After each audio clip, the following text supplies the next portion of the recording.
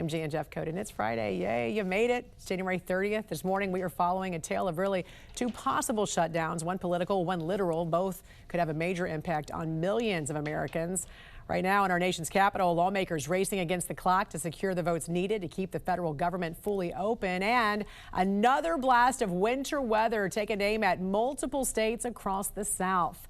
We'll have the latest on that new weather threat in just a moment. First, though, Mark Boyle joining us from the live desk with the latest developments out of Washington overnight. Good morning to you, Mark. You know, a lot of folks went to bed last night and thought it looked like a deal had been done.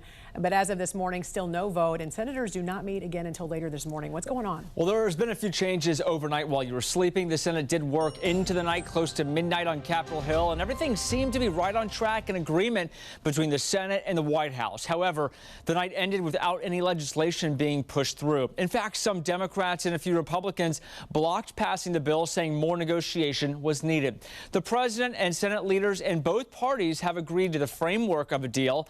The Senate press gallery posting last night some details saying the Senate just adjourned at 11:16, so just before midnight, and next they'll convene at 11 o'clock this morning. The president spoke about this. He says he's confident this will get done in time. Hopefully we won't have a shutdown. And we're working on that right now. I think we're getting close. The Democrats, I don't believe, want to see it either. So we'll work in a very bipartisan way. I believe not to have a shutdown. We don't want a shutdown.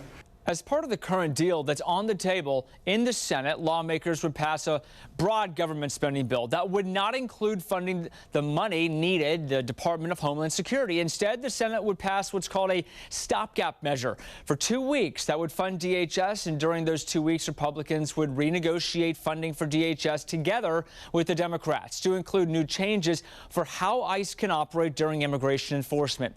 Right now, all of ICE's funding comes from DHS. If the bill does make it through the Senate today, it's likely the final passage through the House won't happen until next week. Monday would be the earliest. We'll stay on top of this and new details as they break right here at the live desk.